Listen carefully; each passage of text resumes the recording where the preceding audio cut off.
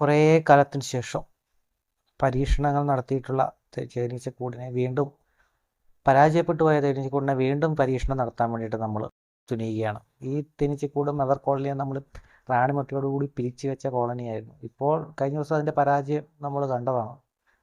റാണി ഉണ്ടായില്ല.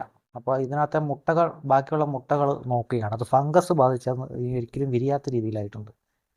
അപ്പോൾ അതിനർത്ഥം റാണിമുട്ട വിരിഞ്ഞിട്ടില്ല എന്ന് തന്നെയല്ലേ എന്നൊരു സംശയമുണ്ട്. ഇത്രയും മുട്ട വിരിയാതെ വന്നു, ബാക്കി കുറേ മുട്ടകൾ വിരിഞ്ഞു എന്ന് തോന്നുന്നു. പക്ഷേ കുറച്ച് പഴയ മുട്ടകളാണ് പുതിയ മുട്ടകളാണ് വിരിയാതെ പോയത്. എന്തായാലും നമ്മൾ പല പ്രശ്നങ്ങൾ മഴക്കാലത്ത് വിരിച്ചാൽ ഫംഗസ് ബാധയ്ക്കുള്ള സാധ്യത ഈ പരീക്ഷണത്തിൽ കൂടെ മനസ്സിലായി.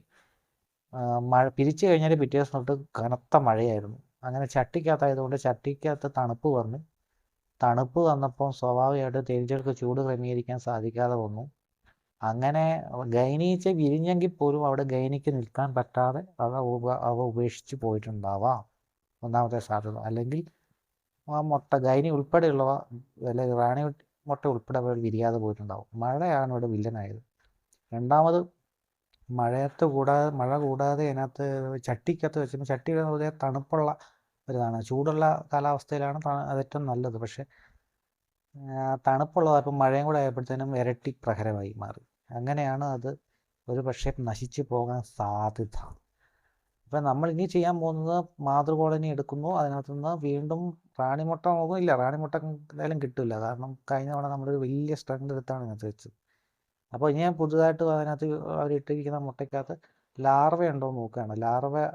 കപ്പ് ഓപ്പണായിട്ട് ലാർവ ഉണ്ടെങ്കിൽ ആ ലാർവ ഉള്ള മുട്ട വെച്ച് കൊടുത്താൽ അവർ റാണിയെ റെയർ ചെയ്തെടുക്കുമെങ്കിൽ എടുക്കട്ടെ എന്ന് കരുതിയിട്ടാണ്. പക്ഷേ നോ ഹോപ്പ്. അതിനകത്ത് റാണി കപ്പ് മാത്രമേ ഉള്ളൂ. റാണിക്കിനി അതിനകത്ത് ലാർവേനെ കാണുന്നില്ല.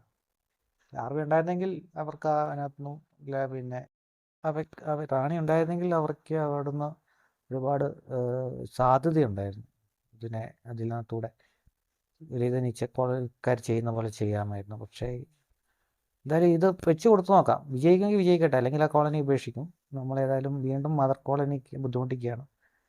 ഈ മദർ കോളനിക്കകത്ത് ഇനിയും കുറേ ഈച്ചകൾ വിരിഞ്ഞിറങ്ങി അത് നല്ല സ്ട്രെങ്തായി വരേണ്ട കോളനിയാണ്. പക്ഷേ നമ്മൾ വീണ്ടും അതിനെ ഇങ്ങനെ പരീക്ഷണം നടത്തി ശോഷിപ്പിക്കുകയാണ്. എന്തായാലും ഈ ഒരു ലാസ്റ്റ് പരീക്ഷണം കൂടെ നടത്തി നമ്മൾ അത് സംരംഭം ഉപേക്ഷിക്കുക. എന്തായാലും വിജയിക്കുമെന്ന് 10% പോയിട്ട് 1% പോലും സാധ്യതയില്ല. വീണ്ടും പരീക്ഷണം നടത്താതിരിക്കാൻ നമുക്കാവില്ല. പരീക്ഷണങ്ങളിൽ കൂടിയാണല്ലോ നമ്മൾ പുതിയ പുതിയ കാരണങ്ങളും ഫലങ്ങളൊക്കെ കണ്ടെത്തേണ്ടത്.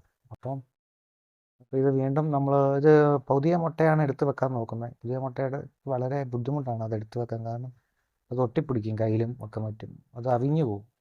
അപ്പോൾ അതെടുത്ത് വെക്കാൻ വലിയ പാടാണ്. എങ്കിലും നമ്മൾ ശ്രമിക്കുകയാണ്. പുതിയ മുട്ട കുറേ എടുത്ത് കൂട്ടിലോട്ട് വെക്കും. അതായത് ആ നശിച്ച് പോയിക്കൊണ്ടിരിക്കുന്ന കൂട്ടിലോട്ട് വെക്കും. എന്നിട്ട് നമ്മൾ അടച്ച് വെക്കും. എന്നിട്ട് മാതൃകോളനി പഴയ സ്ഥലത്ത് കൊണ്ട് വെക്കും. ഇനി വിജയിക്കുമെങ്കിൽ വിജയിക്കട്ടെ, അല്ലെങ്കിൽ നമ്മൾ ആ കോളനി ഉപേക്ഷിക്കും. ഇനി ഒരു പരീക്ഷണം നടത്തില്ല. കാരണം മാതൃകോളനി ഇങ്ങനെ ബുദ്ധിമുട്ടിക്കുന്നത് ശരിയല്ല. മാത്രമല്ല വിജയിക്കാത്തൊരു ഇതാണ്, വിജയിക്കുന്നൊരു സാധ്യതയില്ല. അപ്പോൾ ഇനി അതിനകത്ത് നമ്മൾ പരമാവധി പഴയ നശിച്ചുപോയ മുട്ടകൾ പരമാവധി എടുത്ത് കളഞ്ഞിട്ടുണ്ട്. കുറേ എടുത്ത് കളയാൻ പറ്റിയിട്ടില്ല. അത്